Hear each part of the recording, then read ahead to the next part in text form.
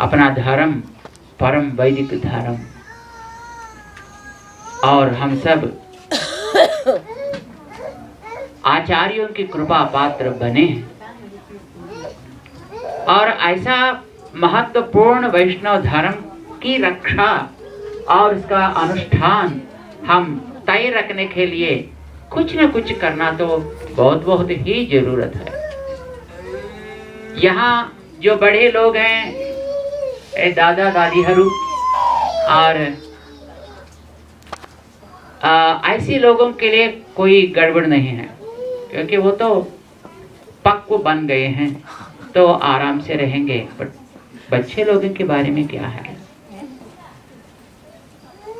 क्योंकि बच्चे लोगों के लिए चारों ओर से कई प्रकार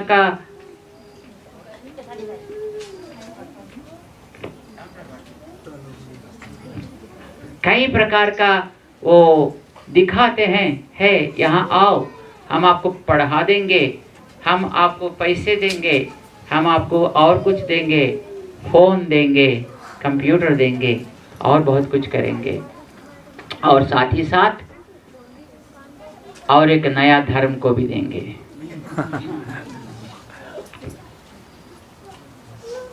आपके पास तो कई भगवान तो हैं ही हैं, हम एक नया भगवान को आपको बता देंगे जो सारे पापों को हटा देगा, जिसके लिए उन्होंने खून बहाया, और ऐसा भगवान आपके लिए तैयार है और आपको अपने गोद में लेगा, आपको स्वर्ग दिखा देगा। होता तो है, कई प्रकार का चीज अपने चारों ओर सुव्यवस्थित हैं बंधुओं। ऐसा हाल में हम क्या कर सकेंगे? अभी यहाँ आने के बाद हमने देखा कैसे आप जैसे बड़े लोग और छोटा सा बच्चे, बाल बालिका, केटा केटी हरू और युवा कितनी श्रद्धा से आचार्य संकीर्तन करते हुए आनंद उठा रहे हैं, ये तो हमने देखा। परंतु ये तो पहला पीढ़ी है ना? Just this is first generation ऐसे। और पहले पीढ़ी तो बहुत अच्छी तरह होता है, क्योंकि हम तो जहाँ से आए और उसका याद तो अभी भी है, उसका स्मरण तो अभी भी करते हैं। क्या क्या हमने देखा, कैसा कैसा हमने देखा, और क्या क्या सुख दुख अनुभव हमने पाया, ये सब तो हमारे मन में अब भी आज भी वो मौजूद हैं। वो तो साक्षात्कार होता है अपना मन में, तो हम अच्छे हैं। परंतु यहाँ रहे सो ये बाल बालिकाएं क्या जानते हैं उसके बारे में? जो 20 साल के अंदर जो बाल बालिकाएं हैं वो क्या जानते हैं? वहां पर क्या आप लोगों ने अनुभव किया, कैसा आप लोगों ने अनुभव किया, क्या क्या हुआ, वो तो बिल्कुल जानते नहीं। वो इतना तो जानते हैं कि शिविर में हुआ क्या, कैसा हो, इतना तक तो वो याद रखते हैं। और यहाँ आने के बाद उन लोगों का जीवन आराम से आनंद से कैसा चल रहा है, इतना तक तो वो जानते हैं। तो जो देखते हैं उसी को तो मानते हैं, जो सुनते हैं और उसके पीछे तो जाते हैं लोग। सदैव सुनने के लिए मिलने वाला चीज तो बहुत है अपने चारों ओर, जो अपने को अपना वैदिक क्रम से दूर दूर दूर ले जाने के लिए तैयार होते हैं। हम एक भगवत रामानुज आचार्य स्वामी जी का कृपा पात्र हैं, जो आचार्य गोपुर भगवान का मंदिर में चढ़कर जो भी श्रद्धालु है इस संसार में सबके लिए ये मंत्र तैयार है। मंत्र लोगों को उन्होंने बांटा। आचार्य उसके बारे में सुना और नाराज होकर उनके पास आए। हे रामानुज, क्या कर रहे हैं तू? मैंने तुमसे वादा लिया कि ये मंत्र दूसरों को मैं नहीं सुना दूं। फिर अब तुमने क्या किया? गोपुर चढ़कर सबको खोल दिया मंत्र को। उसका परिणाम पता है क्या होगा? पता तो है क्या होगा? रौरवादी नरक मिलेगा। जानकर ही तुमने ऐसा किया। तो रामानुज स्वामी जी ने जो समाधान दिए हैं वो तो याद रखने का है। आचार्य, ये मंत्र सुनने से होगा क्या? ये मंत्र का अनुष्ठान करने से मिलेगा क्या? कर्म बंधन से विमोचन और भगवान की कृपा पात्र बन जाएंगे। भगवत सन्निधि में भगवान का समान होकर ये जीव आनंद में रहेगा। इतना तो पक्का है ना? है तो ठीक है। तब इतने लोग भगवान की कृपा पात्र बनकर अपने कर्म बंधन से छूट जाएंगे और भगवान के श्री चरण कमलों में खेलते नाचते कूदते रहेंगे। और ऐसा इतने लोगों का उद्धार के लिए मैं एकमात्र प्राणी नरक जाना होता तो वो मुझे बहुत प्रसन्नता की बात है। मैं उसको आनंद से स्वीकृति करूंगा। मैं नरक जाने के लिए तैयार हूं जब इतने लोग भगवान का कृपा पात्र बन जाएंगे। कहकर जब उन्होंने साष्टांग किया आचार्य श्री चरण को, आचार्य स्वयं ही चकित हो गए थे। अरे, मंत्र का महत्व हम भी तो जानते हैं और इतना महत्वपूर्ण मंत्र होने के नाते हम इसकी रक्षा बहुत कुछ करते रहते थे, परंतु आप मंत्र का महत्व देखकर और लोगों की स्थिति को भी आप जानकर इन्हीं लोगों को उद्धार करने के लिए ऐसी संपत्ति जब है तो इसको न देकर रखने से फायदा क्या है? जरूरत जब आती है तब एक संपत्ति का विनियोग नहीं होता तो उस संपत्ति का अर्थ ही निकल जाएगा। ऐसा सोचकर तूने इस मंत्र को इतने लोगों को तो दिया। हमसे आप ही बढ़े हैं, हमारे से भी आप ही बढ़े हैं। ऐसा उन्होंने उस भाषा में कहे थे। एम्बेरुमानार, ऐसा उन्होंने कहा। एम्बेरुमानार बोलते हैं तमिल में। एम्बेरुमानार माने हमसे आप ही बढ़े हैं।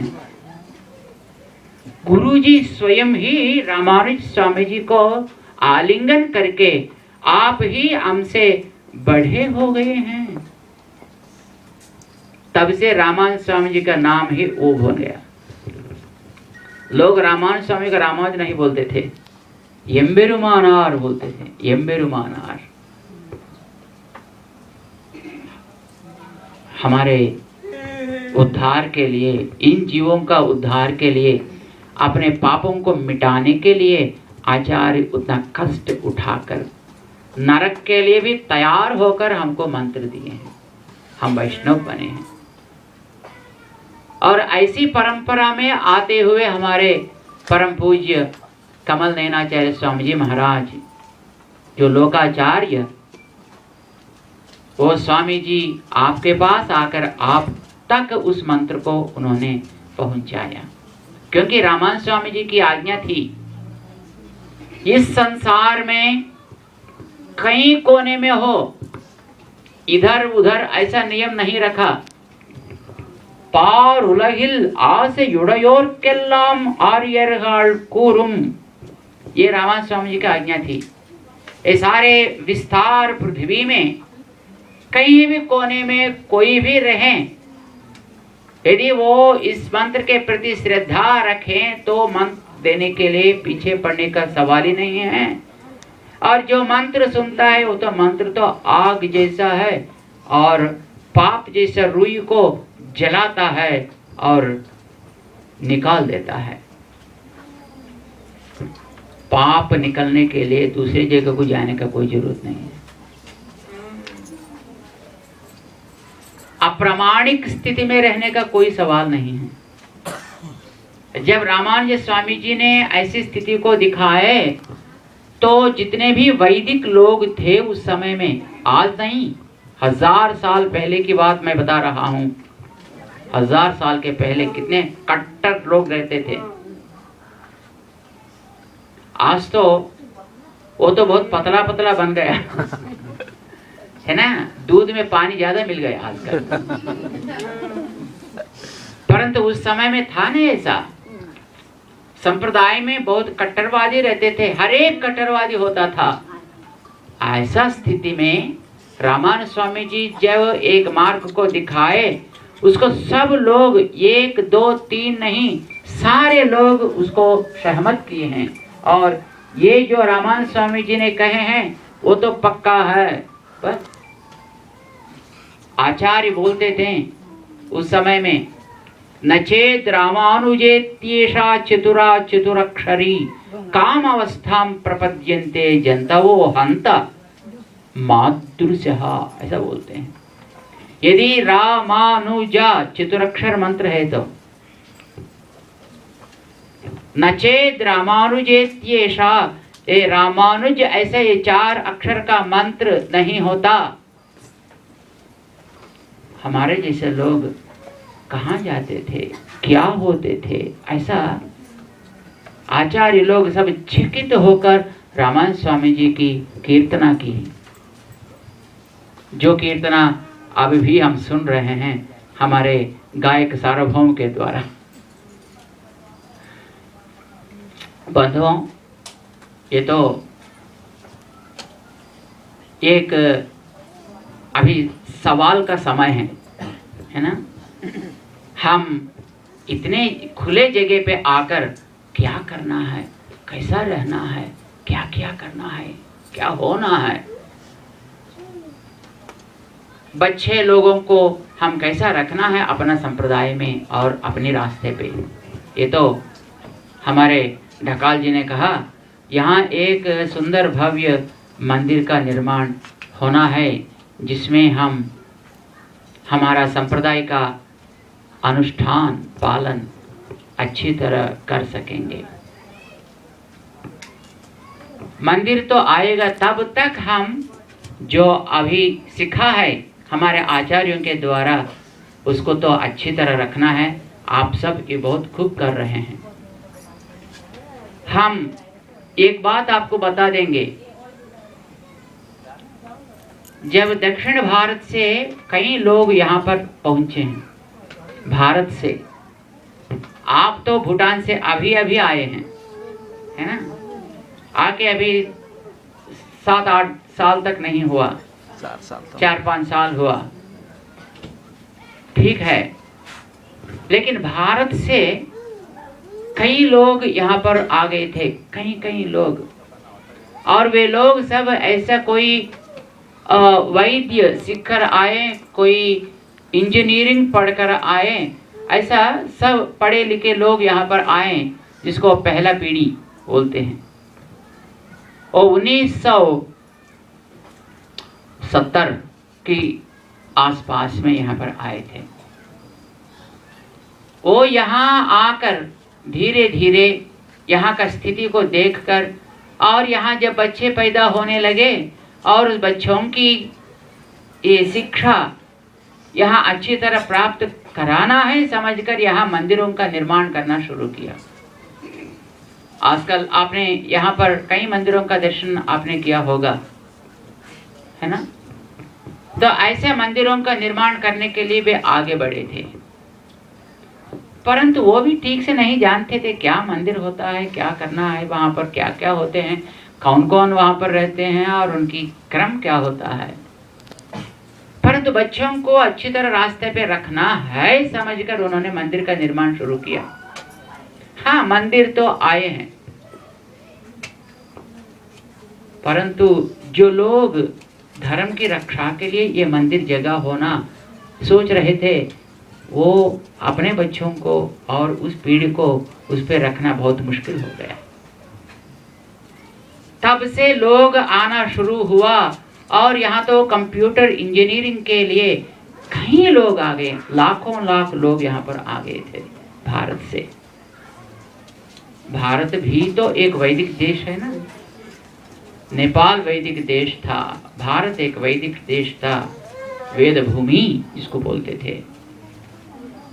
और ऐसी जगह से आप भी आए, वैसी जगह से वे भी आए, परंतु आने के पश्चात यहाँ वे लोग, बड़े लोग मंदिरों का निर्माण करके ठीक रहते थे, परंतु बच्चों को रखना बहुत मुश्किल होता था।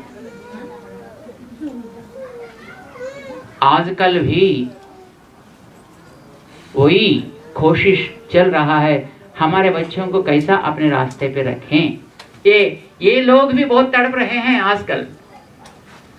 आप तो अभी अभी आए और वे तो कुछ साल पहले आए, आपको सिटीजनशिप देकर यहाँ पर लाए, वे पढ़कर यहाँ पर आए, इतना तो अंतर है। परंतु यहाँ आने के पश्चात हाल तो सबका एक ही है। कैसा अपना धर्म को सुरक्षा से रखें और अपने बच्चों को कैसे इस रास्ते पे रखें। जैसा आपने बताया, लाखों लाख साल से अपना धर्म अपना तक लाए हमारे बड़े लोग, है ना, हमारे ऋषि परंपरा को। अब आज हमारा तक तो वे ला सके, पर तो हम हमारे बच्चों को और वे आगे बच्चों को ले जाने के लिए कुछ व्यवस्था भी हम कर सकेंगे, ये तो सोचने की बात है। आज वे भी लोग वही सोच रहे हैं, आपको भी वही सोचने का है। एक बात हम आपको साफ बता देंगे, यहाँ आने के पश्चात बच्चों को तो आप स्कूल भेजना तो पड़ेगा, है ना। बच्चे पढ़ना तो है और आप भी कुछ काम करना है और बच्चे भी कुछ काम करना है। बच्चे तो पढ़ना है, परंतु जब स्कूल जाएंगे तब उन लोगों को जरूरत रहने वाली भाषा तो अंग्रेजी होता है कि नहीं। फिर उन लोगों को और दूसरी भाषा हम बता दें तो वो पहले तो छोटी उम्र में तो सुनेंगे, थोड़ा बढ़ने के बाद यदि आप है ये भाषा सीखो, इस भाषा में बोलो, जब हम कहेंगे क्या फायदा है इतना तो पूछेंगे, क्योंकि हम आप देख रहे हैं, हम तो देख रहे हैं। आप नेपाली पढ़ाएंगे, वे पूछेंगे इससे फायदा क्या है मुझे, मैं स्कूल जाऊंगा या मैं नौकरी के लिए दफ्तर में जाऊंगा, तब इस भाषा से मैं क्या करूं, और मेरे दोस्तों के साथ मैं जाऊं तो मैं इस भाषा से क्या करूं। तो वहां का जरूरत है तो अंग्रेजी होता है। मैं ये नहीं बता रहा हूं कि आप नेपाली भाषा को छोड़ दो, नहीं, भाषा तो